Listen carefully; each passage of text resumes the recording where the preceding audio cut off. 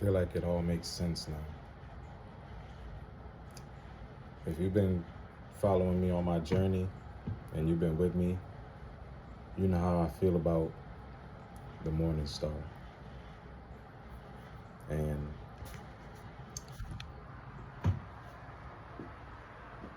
thinking about what I talked about, as in, standing toe to toe, looking face to face with the devil, and always seeing that since I was a small child, and still having those memories and thinking about those things, and just the way that TV shows and movies play out to give us a realistic view of stories past and things to come when they post and broadcast the news. So the movies and the TV shows are basically like a historic lesson that we can use to kind of navigate our own soul and our own light in our own hearts. And the news is what we need to navigate prior to be prepared for what they are demonstrating and broadcasting on the news. And I was just thinking about losing my mother and thinking why, and then also thinking maybe I had to pay because I didn't appreciate my mother in a past life. So that's why I had to come into this world without one. And putting that together with, standing face to face with the Morning Star and me calling myself the Evening Star, and then rewatching, the story of Moses and seeing, and hearing how, the Pharaoh, the prince, was named the Evening and the Morning Star. And it made me think about duality, right? The light and the dark. And it made me also think about, what if I'm just looking in the mirror whenever I see the devil face to face? And my penance is to go through life suffering, wanting something that I could never have, and being so close to it.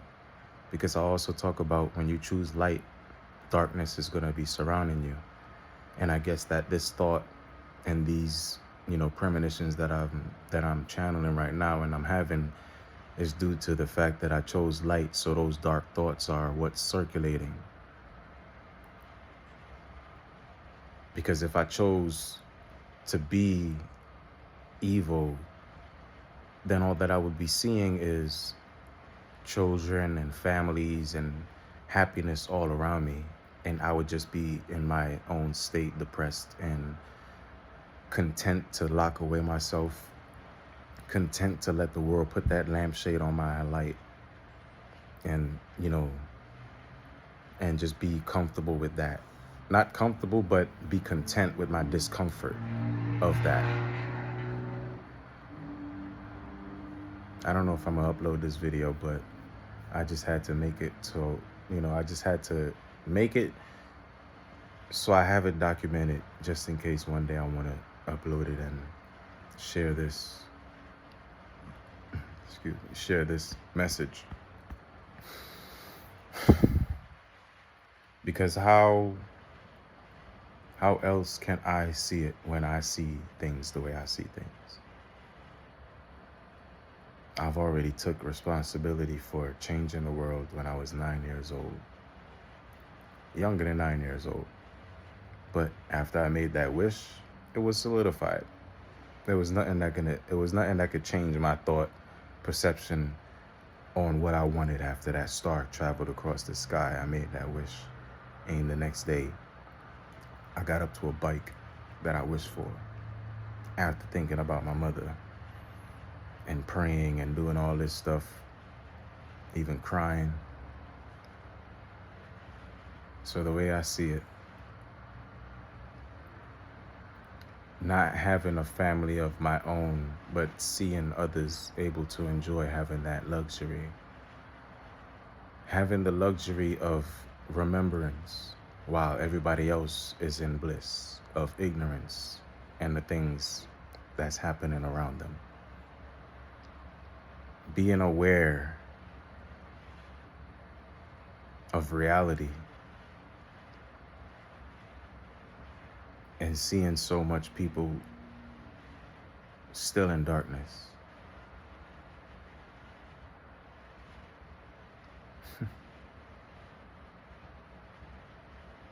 And then being able to serve the light by choice while serving out this sentence of, they say that everybody is born into sin, but all children are innocent. And then we talk about past lives.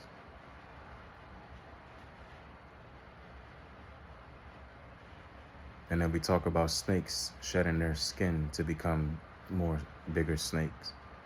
So it's like a whole contradiction, right? But it's one way you can see it as a contradiction, and then another way you can see it as duality. Some children will grow up to be heroes, and some children will grow up to be villains. Each have a valuable role to play in the balance of life, and the balance of good and the balance of evil. Light and dark are not good and evil. You can use light and dark for good and evil. You can use light and dark to support and reinforce good or evil. But light and dark are not good or evil. They are neither of the two. They're like water. They're just fluid. You could put them in whatever shape you want to put them in, and you can use it for whatever you want to use it for. That's why I always say that I'm formless. Before I even seen the Bruce Lee video where he said be like water, right? I learned about energy, and I learned that energy is neither, formed or destroyed. It's there. It's always. It's like, it's something that you can't fathom into words. But if you can imagine, then you will understand. Boom. You can't put it into words, but if you can imagine, then you'll be able to understand what energy is. Since it can't be created or destroyed, it can only be changed or transferred. So yeah, I made the choice. I never saw myself as chosen. I never saw myself as an influencer. I never saw myself as someone who would even be a leader. I just saw myself as someone who would be standing face to face with the devil one day in that final battle between good and evil. I never saw myself as a hero, even though I saw myself as someone who would choose to make that sacrifice. Not because I didn't have anything to live for, but because I had everything that I was hoping for, praying for, and wanting to live for. That's why I was always willing, and still always am willing, to make that sacrifice. Because I know about tomorrow. A lot of people might not be able to see tomorrow because we lost the future when we went through that 3-day void. You know how they say the sun goes down and it doesn't come up for 3 days during the winter and on Christmas or whatever. That story, it ties a lot into the void that we went through. There's a space in the sky. It's like the opposite of a black hole, right? A black hole, is life on the other side of a black hole, but with a void, there's literally nothingness. Just like how you can imagine energy, the opposite of energy is nothingness, right? So when you go through a void, you're supposed to have your planet protected. You're supposed to have everything up. That's why the pyramids and the temples were all built. That's why all that stuff is placed where it's placed, to match the stars in the sky, which reflects the hearts on Earth. So if the hearts on Earth isn't in high frequency, and isn't vibrating high and being free and joyful and lively instead of devilish and being deadly, then there will be more stars in the sky. The protection will be intact, and that chosen child with the message and the key to get into the one pyramid that doesn't have that stone cap on the top, because it's supposed to be a disc that goes on it. And when you look at it from the top down, it literally looks like um, a spinning disc, right? But that's for another conversation. That's for tomorrow, right? When more people are keen to who they are, then they'll be keen to science, then they'll be keen to math, then they'll be keen to magic, and then they'll be keen to sacred geometry, and then they'll be able to be keen to spirit science, because it's all the explanation of what everybody is doing and what other people are trying to sell, and what other people are also practicing that they have no idea what they're doing. That's why certain people shouldn't practice certain things, even if you know how to do it. And that's why a lot of us don't practice those things, because we know how to do it. And we know the cost of magic, and all magic comes with a price. A lot of people just don't care about that price, and they end up paying it because they do it with the ignorance and the naivety of a newborn that is indoctrinated to a world that it's a stranger to, and then isn't being properly guided. And that's how people end up in shit, because they feel like one day they're riding on a wave, and the wave is nice and everything is peachy and sunny, and they're sitting on the shores and the sand and they can see the blue waters. But then it's another time where that water starts coming in deep, the tide starts to rise, and they can't swim. So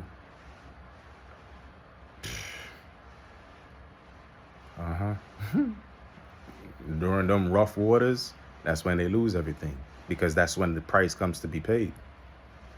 And if you don't learn to swim, which is learning how and learning the definition of the true definition of a meek, and it's not weak.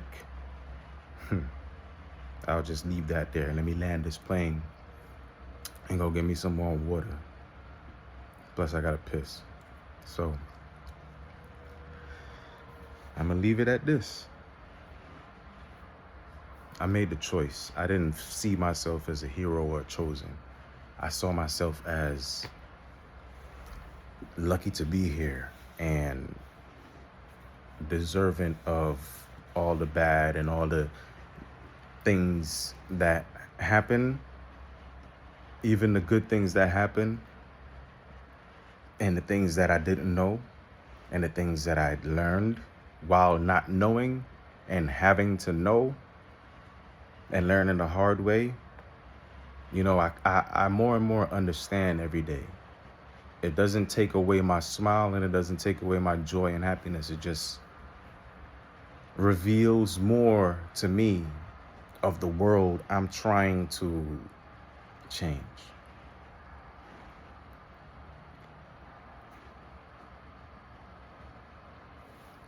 While keeping this purity and sanity and trials and tribulations, because obviously you're not going to know what's next, because even the people that have that gift of foresight, they know. If you know, you know. You can see everything except what you like. I used to tell when I got close to girls, and I would call my girlfriends or whatever, I used to always tell them, like, I could see and I could predict certain things, but whenever it comes to me, I just draw a blank. And I'm talking about, this is way before Twilight. This is before all that shit. Like I tell y'all, the movies and the TV shows reveals history, right? So you were already predicting the future before Twilight came and Edward was with Bella, and he's like, I can read everybody's mind except for yours. It's not Edward can't read everybody's mind except for Bella's. He could read everybody's mind, including Bella's, except for his. And that's where the man gets lost. And that's how we're cold, we're soulless, because we can't see our own future, right? And we're stuck in a world, we're surrounded by people that we know what's going to happen with them, but we don't know what's going to happen with us, so it leaves us like an empty shell. But when you get into the light, you can see the physical beauty of who you are and what you are. But then nighttime comes and you realize you can't sleep. You realize you're restless. You realize all this stuff is going on and you're hungry and you're thirsty and you're craving and you have no idea what to fucking do. So the closest thing to you is a liquor store. And that keeps you cold and keeps you heartless and it keeps you soulless. And whenever that thirst is quenched, that Al Ghul, that vampire, has finished, draining whatever energy that you had, all that lower level bullshit starts becoming you, and you start becoming all that lower level bullshit, right? You start, being abusive, you start being neglectful, you start being irresponsible, right? So that's where that message can be dissected through my imagination, right? Because I don't just watch stuff to just watch stuff, and I don't just listen to music so I can hear the beat, right? I listen to the beat, and I hear what the person's saying, because everything is magic, and you'll be stupid if you listen to music and don't believe in magic. Whatever.